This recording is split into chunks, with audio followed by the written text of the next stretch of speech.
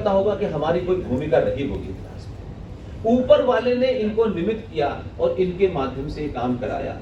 और देखिए कि जज साहब ने भी जो ऑर्डर किया, आप देखिए कि विष्णु वहां गए और इनके साथ में बहुत सारे लोग थे, वो जो अंदर ढूंढ रहे थे, कुछ दीन मोहम्मद को ढूंढ रहे थे।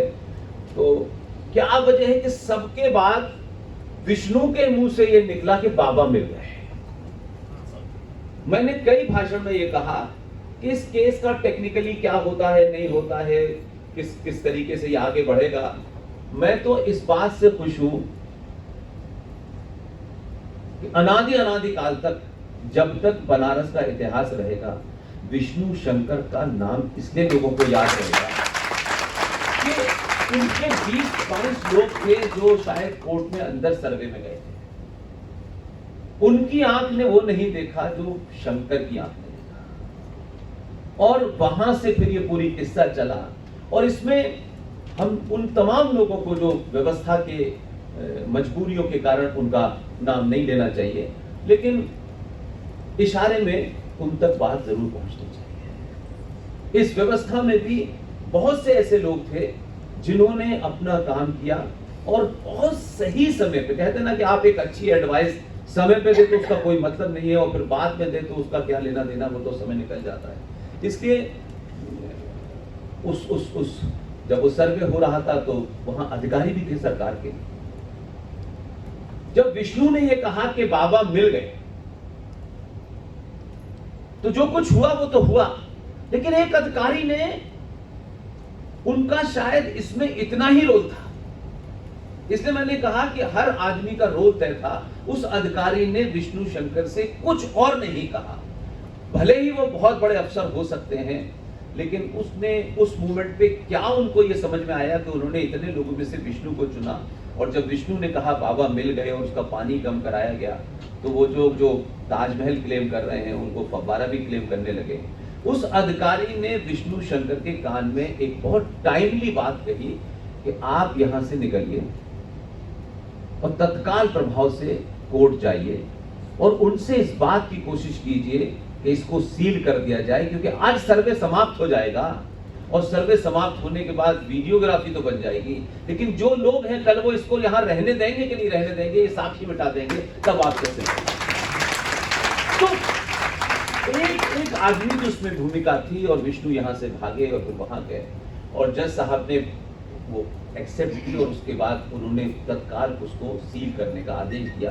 तो किसी एक काम में कितने सारे लोगों का रोल है, इसलिए अपने बीच में हजारों करोड़ लोग हीरोज हैं, हम हीरोज को पहचानते नहीं हैं। उसकी वजह यह है कि हमने पिछले 70-80 सालों में जो कुछ देखा उसमें कायरों को, डरपोकों को, लालचियों को, चाटुकार लोगों को अपना हीरो बनाया। और इसी कारण 70 सालों में हम वहां पहुंचे हैं कि हमको लगने लगा है कि जब तक चाटुकार ना हो तब तक आप सफल नहीं हो सकते। इसलिए 700 साल के बाद आपको पहली बार ये मौका मिला है कि आप अपनी बात को अपने तरीके से कहना चाहें, पूरी ताकत से कहें, तर्कों पे कहें, तथ्यों पे कहें। इसलिए संचार क्रांति पूरी दुनिया में मानते हैं लोग, लेकिन मैं आज भी मानता हूं कि ये जो आधुनिक दौर की संचार क्रांति है, ये वही लोग थे जो पिछले 10 साल से ये कह रहे थे कि 21वीं सदी भारत की होगी। तब भारत का आदमी सोचता था कि पता नहीं 21वीं सदी भारत की होगी, क्या होगा, कोई सैटेलाइट नीचे आएगा, यानी क्या होगा, कोई मशीन आएगी। और इस संचार क्रांति ने, जिसके माध्यम से आप हम तमाम सारे लोगों को, करोड़ों लोगों तक पहुंचते हैं, इसी संचार क्रांति को अगर आप मेरे शब्दों में कहें तो ये दुनिया की सबसे पुरानी सिविलाइजेशन सनातन को जगाने के लिए सिर्फ सनातनी हिंदुओं के लिए आई है और किसी के लिए नहीं। इसी कारण की वजह से हम बहुत सारी बातें कह रहे हैं। आज विष्णु जी ने जो बात यहाँ कही, मिनटों में ये वायरल हो जाएगी और दुनिया में कहाँ कहाँ तक जाएगी। इसलिए जो इन्फॉर्मेशन पे कुछ लोगों का कंट्रोल था वो दूर हो गया। मैं कोई बहुत प्रीपेयर उसमें नहीं हूँ, लेकिन मेरी आप सबसे एक विनती है कि मैं कल वापस चला जाऊंगा, क्योंकि मुझे कुछ और शहरों में जाना है। विष्णु जब यहाँ आए थे, मैं जब बनारस आया था तो मैं यहाँ बहुत कम लोगों को जानता था। फिर रुद्राक्ष में प्रोग्राम हुआ तो सतीश भाई ने उसकी जिम्मेदारी ली, उनकी पूरी टीम ने जिम्मेदारी ली कि हम करेंगे। और विष्णु को टेलीविजन में एक डिबेट में मैंने देखा तो मुझे लगा कि जो विष्णु कह रहे हैं ये कहने वाला अंदाज की मुझे तलाश थी। और फिर उस दिन मैंने बात की और फिर उसके बाद ये हमारे साथ खड़े हो गए। बनारस में बहुत सारी शक्तियां जो हैं वो अपने निजी फायदे, संगठनों की दुकान जिनकी लुट रही है, जिनको लगता है क्या कहते हैं कि ये कौन पैरेलल लोग हैं जो हमने इतने साल में हिंदुत्व का ठेका लिया हुआ था, आज हमारी लोग बात नहीं सुन रहे हैं और इन लोगों की बात सुन रहे हैं। उन्हीं के माध्यम से कोशिश आपके शहर में चल रही है कि किस तरीके से इस केस को डाइल्यूट किया जाए, किस तरीके से जो इसके खिलाफ लोग लड़ रहे हैं उनके एजेंडों पे कैसे करें। तो मुझे पता चला कि 5 बहनों में से किसी एक बहन को इसलिए राजी किया गया कि विष्णु शंकर जैन जो है वो खतरनाक आदमी है, इसको हटाइए, और फिर उसमें कुछ गड़बड़ हुई है। और अभी भी कुछ लोग जो हैं वो मुझे जो दिल्ली से लेकर यहाँ तक खबर मिली और कुछ सीरियस लोगों से खबर मिली, इसीलिए मैं आपके बीच में आया। और विष्णु जब भी यहाँ आते हैं तो विष्णु को ये नहीं सोचना होता कि एयरपोर्ट से मुझे कहाँ जाना है, क्योंकि आपके इस रोटरी क्लब के एक ऐसा इंसान जिनसे कभी हमारी कोई जान पहचान नहीं थी, और आज ये हाल है कि हम जब एयरपोर्ट उतरते हैं तो सतीश जी मौजूद होते हैं, और सतीश जी नहीं होते तो इनका ड्राइवर मौजूद होता है, और हमें कहाँ खाना खाना है, कहाँ रुकना है, ये सोचने की जरूरत नहीं पड़ती। इसलिए आपके बीच के सतीश भाई और उनके साथी नितिन जी आज शहर में नहीं है।